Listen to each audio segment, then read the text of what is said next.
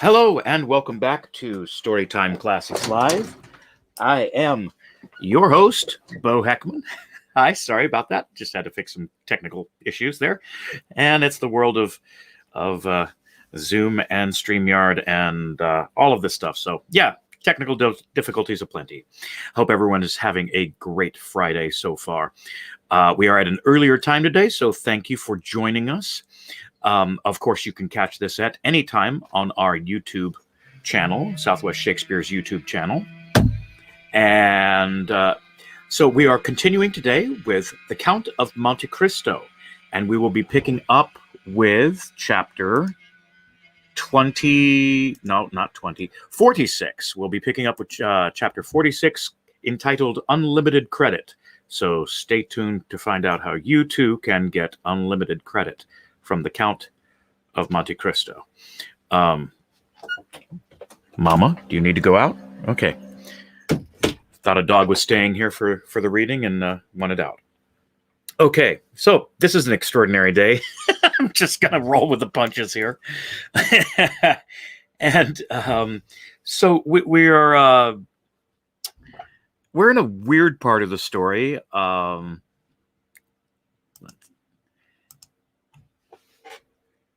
We're learning a lot. Yes. Good morning, Stanley. Yes, I believe he did witness two murders there. It was an interesting story, to say the least. Let us jump right into chapter 46 here. If you have missed any of the previous installments of this and of Jamaica Inn or anything that we have previously read, please go to our YouTube channel and check out all of the things that I have read myself and all of the guest readers at Storytime Classics Live. Okay, I'm going to stop babbling now, and we're going to just jump in and learn about unlimited credit from the Count of Monte Cristo. So that's how that's going to go. All righty. So just sit right back and you'll hear a tale. With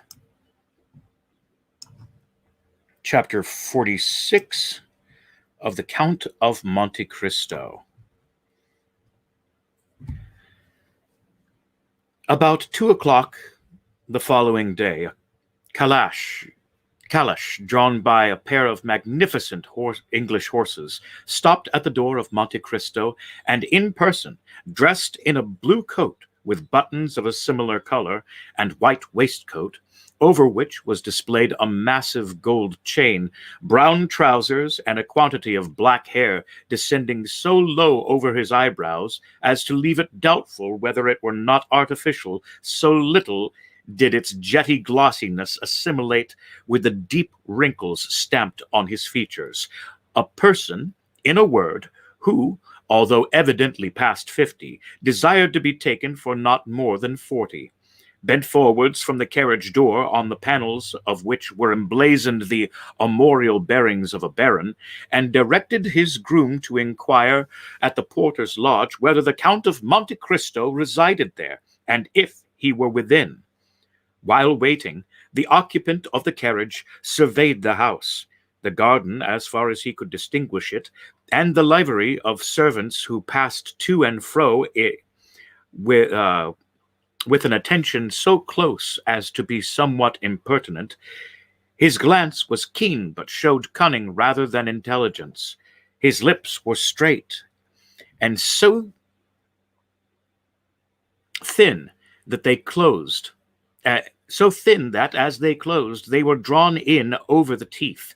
His cheekbones were broad and projecting, a never-failing proof of audacity and craftiness, while the flatness of his forehead and the enlargement of the back of his skull, which rose much higher than his large and coarsely shaped ears, combined to form a physiognomy anything but prepossessing, gave, save in the eyes of such as considered that the owner of so splendid an equipage must needs be all that was admirable and enviable, more especially when they gazed on the enormous diamond that glittered in his shirt, and the red ribbon that depended upon from his buttonhole. The groom, in obedience to his orders, tapped at the window of the porter's lodge, saying, "Pray, does not the Count of Monte Cristo live here?" "His Excellency does reside here," replied the concierge. "But," added he, glancing an inquiring look at Ali. Ali returned a sign in the negative. "But what?" asked the groom. "His Excellency does not receive visitors today." "Then here is my master's card, the Baron Danglars. You will take it to the Count and say that, although in haste to attend the chamber, my master came out of his way to have an honor of calling upon him." "I never speak to his Excellency," replied the concierge. "A valet de chambre will carry your message." The groom returned to the carriage. "Well?" asked Danglars. The man, somewhat crestfallen by the rebuke he had received, repeated that the concierge had said. "Bless me," murmured Baron Danglars. "This must surely be a prince instead of a count by their styling him Excellency, and only venturing to address him by the medium of his valet de chambre. However, it does not signify. He has a letter of credit on me, so I must see him when he requires his money." Then, throwing himself back in his carriage, Danglars called out to his coachman, in a voice that might be heard across the road, "To the Chamber of Deputies."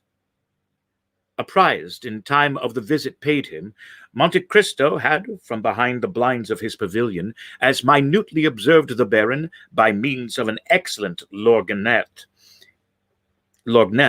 as Danglars himself had scrutinized the house, garden, and servants. "That fellow has a decidedly bad countenance," said the Count in a tone of disgust, as he shut up his glass into his ivory case. "How comes it that all do not retreat in aversion at the sight of that flat, receding, serpent-like forehead, round, vulture-shaped head, and sharp-hooked nose, like the beak of a buzzard? Ali!" cried he, striking at the same time on the brazen gong. Ali appeared. "Summon Bertuccio," said the Count. Almost immediately Bertuccio entered the apartment. "Did your Excellency desire to see me?" inquired he. "I did," replied the Count. "You no doubt observed the horses standing a few minutes since at the door." "Certainly, your Excellency. I noted them for their remarkable beauty." "Then how comes it," said Monte Cristo with a frown, "that when I desired you to purchase for me the finest pair of horses to be found in Paris, there is another pair, fully as fine as mine, not in my stables?" At the look of displeasure added to the angry tone in which the Count spoke, Ali turned pale and held down his head. "It is not your fault, my good Ali," said the Count in the Arabic language, and with a gentleness none would have thought him capable of showing, either in voice or face. "It is not your fault.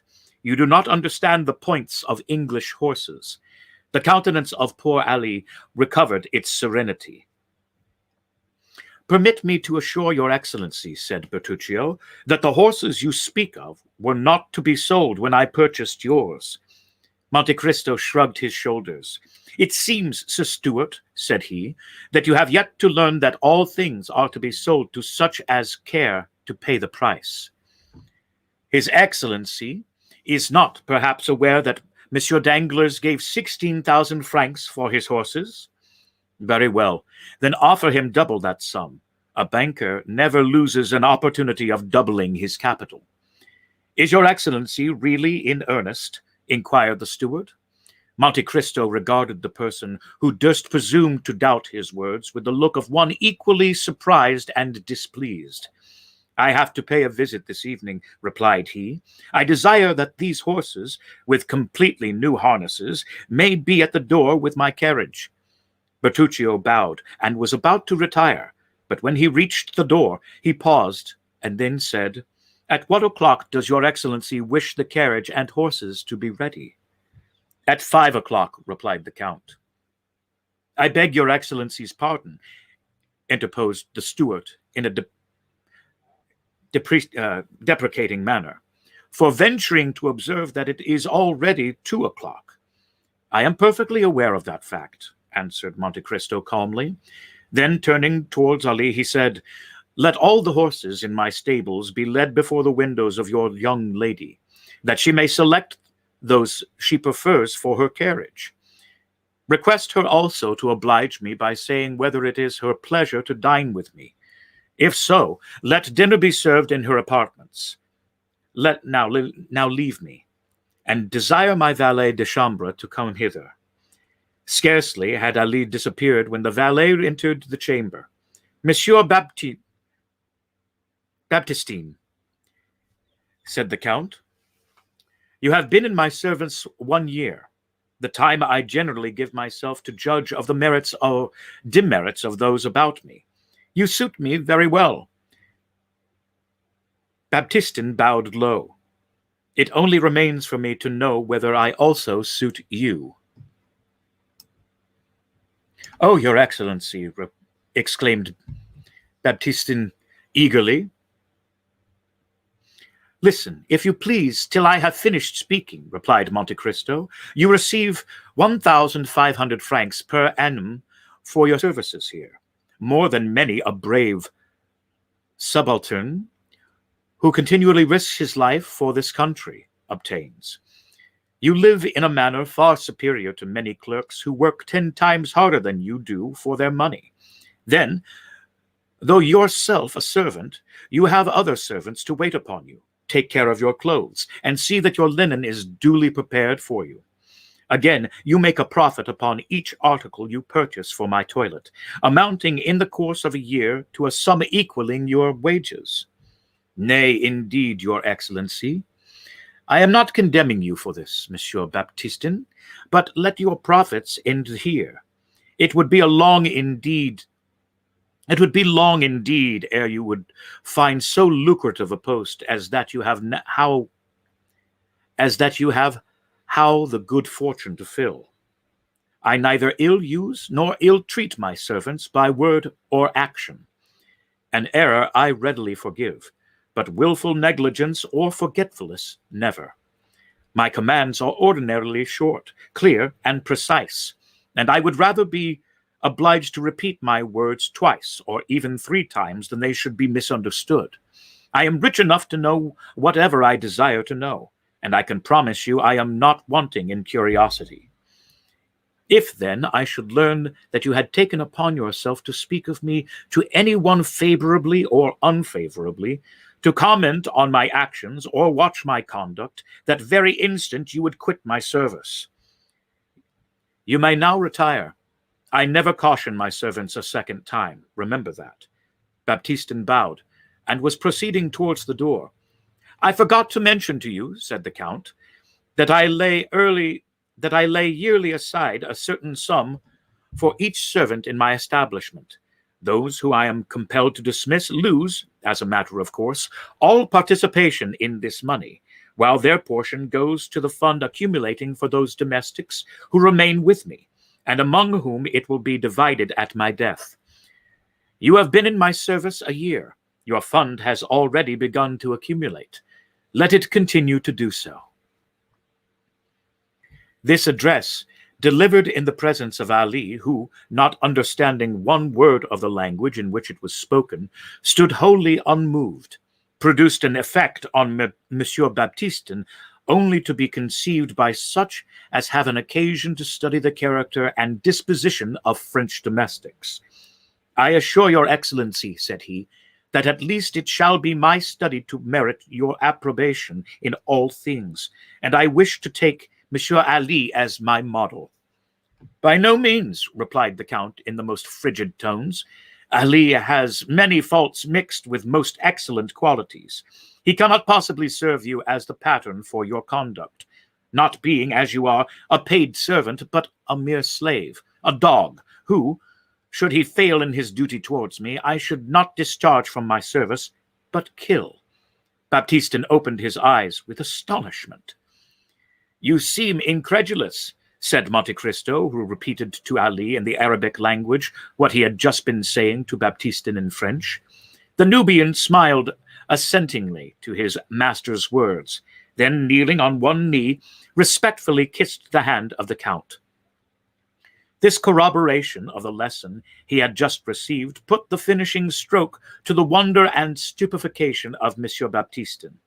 The Count then motioned the valet de chambre to retire, and to Ali to follow to his study, where they conversed long and earnestly together. As the hand of the clock pointed to 5, the Count struck thrice upon his gong. When Ali was wanted, one stroke was given. 2 summoned Baptistin, and 3 Bertuccio. The steward entered. "My horses," said Monte Cristo.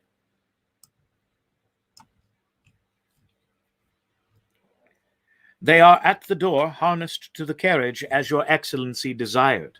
Does your Excellency wish me to accompany him?" "No, the coachman, Ali, and Baptistin will go." The Count descended to the door of his mansion, and beheld his carriage drawn by the very pair of horses he had so much admired in the morning as the property of Danglars. As he passed them, he said, "They are extremely handsome, certainly, and you have done well to purchase them, although you were somewhat remiss not to have procured them sooner." "Indeed, your Excellency, I had very considerable difficulty in obtaining them, and, as it is, they have cost an enormous price." "Does the sum you gave for them make the animals less beautiful?" inquired the Count, shrugging his shoulders. "Nay, if your Excellency is satisfied, it is all that I could wish. Whither does your Excellency desire to be driven?"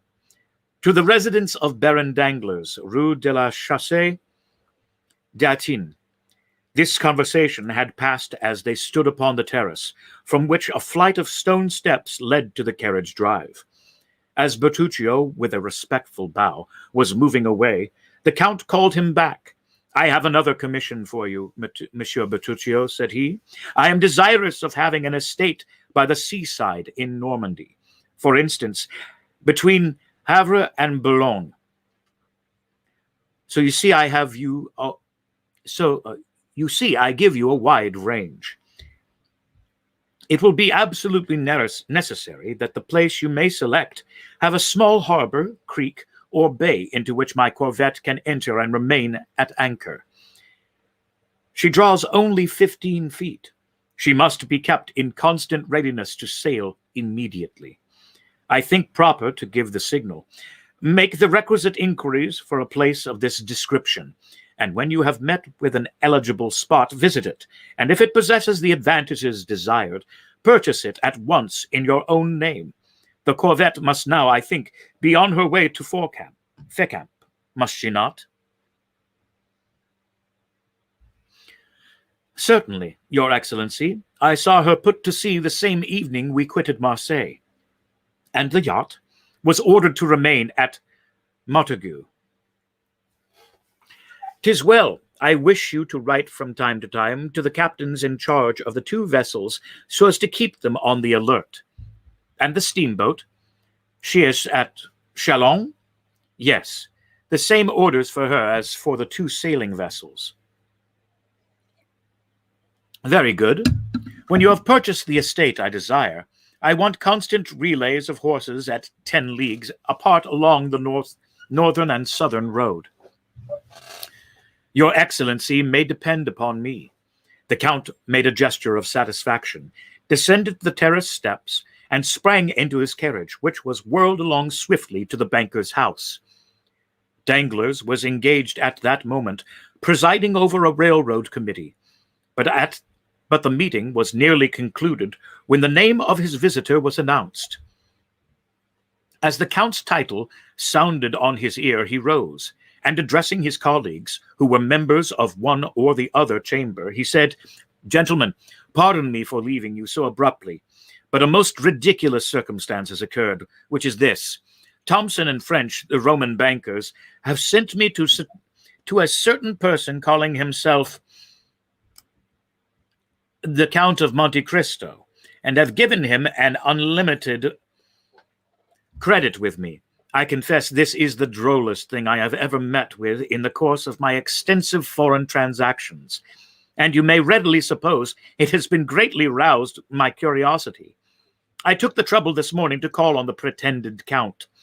If he were a real count, he wouldn't be so rich. But, would you believe it? He was not receiving. So the master of Monte Cristo gives himself airs befitting a great millionaire or a capricious beauty. I made inquiries and found that the house in the Champs-Élysées is his own property, and certainly it was very decently kept up. But, pursued Danglars with one of his sinister smiles, an order for unlimited credit calls for something like caution on the part of the banker to whom that order is given. I am very anxious to see this man. I suspect a hoax is intended, but the instigators of it little knew whom they had to deal with. They laugh best who laugh last. Having delivered himself of this pompous address, uttered with a degree of energy that left the Baron almost out of breath, he bowed to the assembled party and withdrew to his drawing-room, whose sumptuous furnishings of white and gold had caused a great sensation in the Chaussée d'Antin. It was to this apartment he had desired his guest to be shown, the purpose of overwhelming him at the sight of so much luxury. He found the Count standing before some copies of Albano and Fattore that had been passed off to the banker as originals, but which, mere copies as they were, seemed to feel their degradation in being brought into juxtaposition with the gaudy colors that covered the ceiling. The Count turned round as he heard the entrance of Danglars into the room. With a slight inclination of the head, Danglars signed to the Count to be seated, pointing significantly to a gilded armchair covered with white satin embroidered with gold. The Count sat down. I have the honor, I presume, of addressing Monsieur de Monte Cristo. The Count bowed.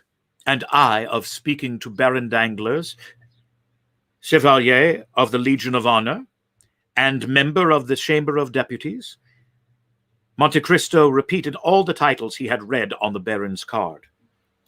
Danglars felt the irony and compressed his lips. You will, I trust, excuse me, monsieur, for not calling you by your title when I first addressed you, he said, but you are aware that we are living under a popular form of government, and that I am myself a representative of the liberties of the people.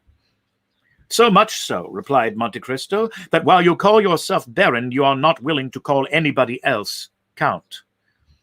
Upon my word, monsieur, said Danglars, with affected carelessness, I attach no sort of value to such empty distinctions.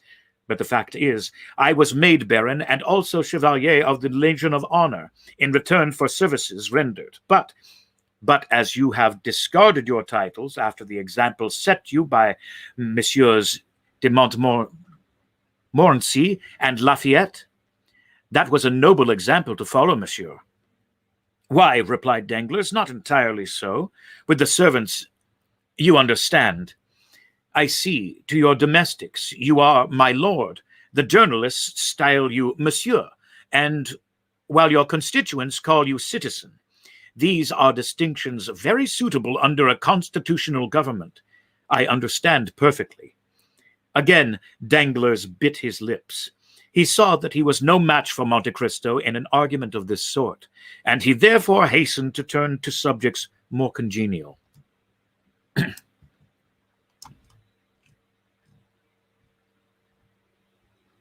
Permit me to inform you, Count, said he, bowing, that I have received a letter of advice from Thomson and French of Rome. I am glad to hear it, Baron, for I must claim the privilege of addressing you after the manner of your servants. I have acquired the bad habit of calling persons by their titles from living in a country where barons are still barons by right of birth. But as regards the letter of advice, I am charmed to find that it has reached you. That will spare me the troublesome and disagreeable task of coming to you for money myself. You have received a regular letter of advice? Yes, said Danglars, but I confess I didn't quite comprehend its meaning. Indeed, and for that reason I did myself the honor of calling upon you, in order to beg for an explanation. Go on, monsieur. Here I am, ready to give you any explanation you desire. Why, said Danglars, in the letter I believe I have it about me. Here, he felt in his breast pocket. Yes, here it is. Well, this letter gives me the Count of Monte Cristo unlimited credit on our house. Well, Baron, what is there difficult to understand about that? Merely the term unlimited. Nothing else, certainly. Is not that word known in France? That people who wrote are Anglo-Germans, you know. Oh, as far as the composition of the letter, there is nothing to be said. But as regards the competency of the document, I certainly have doubts. Is it possible, asked the Count, assuming all air and tone of the utmost simplicity and candor, it is possible that Thomson and French are not looked upon as safe and solvent bankers? Pray tell me what you think, Baron, for I feel uneasy, I can assure you, having some considerable property in their hands. Thomson and French are perfectly solvent, replied Danglars, with an almost mocking smile. But the word unlimited in financial affairs is so extremely vague. It is, in fact, unlimited, said Monte Cristo. Precisely what I was about to say, cried Danglars. Now what is vague is doubtful, and it was a wise man who said, when in doubt, keep out. Meaning to say, rejoined Monte Cristo, that however Thomson and French may be inclined to commit acts of imprudence and folly, the Baron Danglars is not disposed to follow their example. Not at all. Plainly enough, messieurs, Thomson and French set no bounds to their engagements, while those of Monsieur Danglars have their limits. He is a wise man, according to his own showing. Monsieur, replied the banker, drawing himself up with a haughty air, the extent of my resources has never yet been questioned. It seems then reserved for me, said Monte Cristo coldly, to be the first to do so. By what right, sir? By right of the objections you have raised, and the explanations you have demanded, which certainly must have some motive. Once more, Danglars bit his lips. It was the second time he had been worsted, and this time on his own ground. His forced politeness sat awkwardly upon him, and approached almost to impertinence. Monte Cristo, on the contrary, preserved a graceful suavity of demeanor, added by a certain degree of simplicity he could assume at pleasure, and thus possessed the advantage. Well, sir, resumed Danglars after a brief silence, it will endeavor to make myself understood by requesting you to inform me of what sum you propose to draw upon me. Why, truly, replied Monte Cristo, determined not to lose an inch of the ground he had gained, my reason for desiring an unlimited credit was precisely because I did not know how much money I might need. The banker thought the time had come for him to take the upper hand. So, throwing himself back in his armchair, he said with an arrogant and purse-proud air, "Let me beg of you not to hesitate in naming your wishes. You will then be convinced that the resources of the House of Danglars, however limited, are still equal to meeting the largest demands. And were you even to require $1,000,000—" "I beg your pardon," interposed Monte Cristo. "I said $1,000,000, replied Danglars, with the confidence of ignorance. "But could I do with $1,000,000, retorted the Count. "My dear sir, if a trifle like that could suffice me, I should never have given myself the trouble of opening an account. $1,000,000? Excuse my smiling when you speak of a sum that I am in the habit of carrying in my pocketbook or dressing case." And with these words Monte Cristo took from his pocket a small case containing his visiting cards, and drew forth 2 orders on the treasury for 500,000 francs each, payable at sight to the bearer. A man like Danglars was wholly inaccessible to any gentler method of correction. The effect of the present revelation was stunning. He trembled and was on the verge of apoplexy. The pupils of his eyes, as he gazed at Monte Cristo, dilated horribly. "Come, come," said Monte Cristo, "confess honestly that you have not perfect confidence in Thompson and French." "I understand, and foreseeing that such might be the case, I took, in spite of my ignorance of affairs, certain precautions.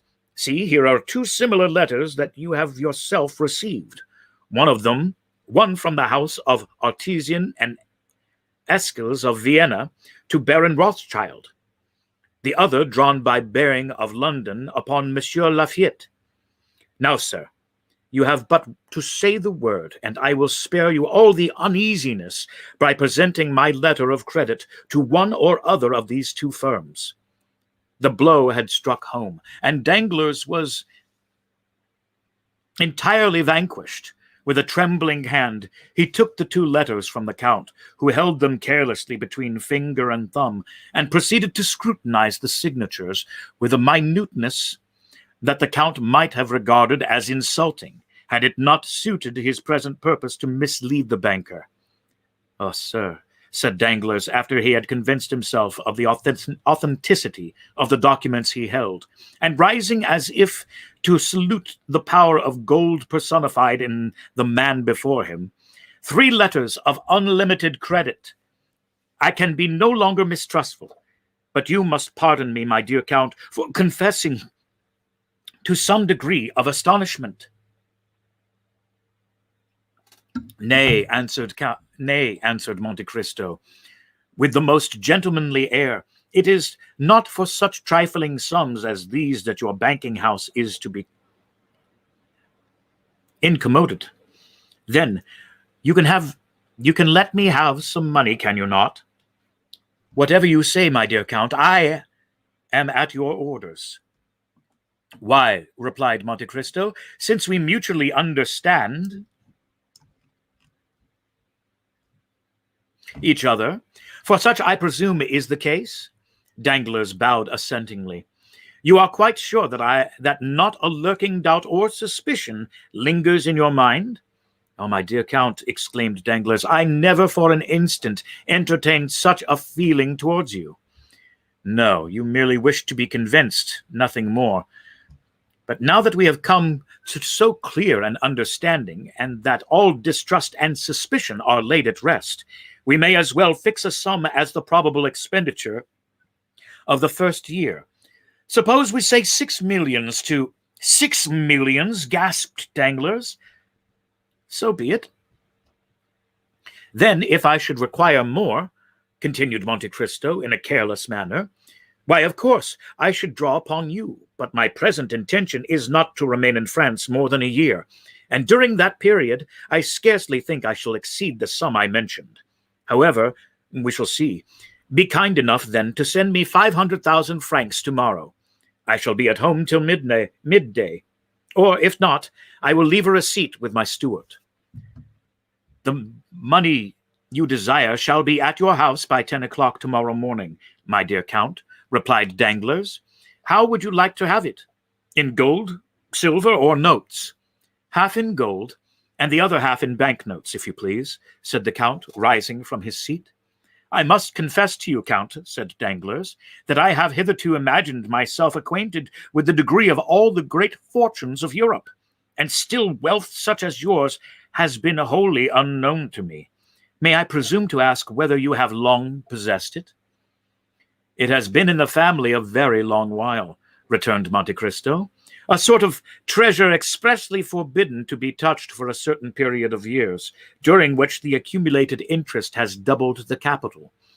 The period appointed by the testator for the disposal of these riches occurred only a short time ago, and they have only been employed by me within the last few years.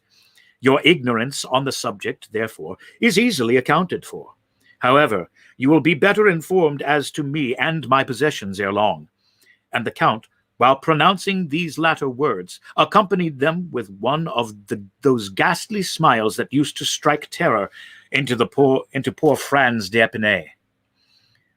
"With your tastes and means of gratifying them," continued Danglars, "you will exhibit a splendor that must effectually put us poor miserable millionaires quite in the shade. If I mistake not, you are an admirer of paintings. At least I judged so from the attention you appeared to be bestowing on mine when I entered the room. If you will permit me, I shall be happy to show you my picture gallery, composed entirely of works by the ancient masters, warranted as such. Not a modern picture among them. I cannot endure the modern school of painting. You are perfectly right in objecting to them. For this one great fault, they have not yet had time to become old. Or will you allow me to show you several fine statues by Thorwaldsen, Bartolone, and Canova? All foreign artists, for, as you may perceive, I think but very indifferently of your French sculptors. You have a right to be unjust to them, monsieur. They are your compatriots. But all this may come later when we shall be better known to each other. For the present, I will confine myself, if perfectly agreeable to you, to introducing you to the Baroness Danglars. Excuse my impatience, my dear Count, but a client like you is almost like a member of the family. Monte Cristo bowed in sign that he accepted the proffered honor. Danglars rang and was answered by a servant in a showy livery.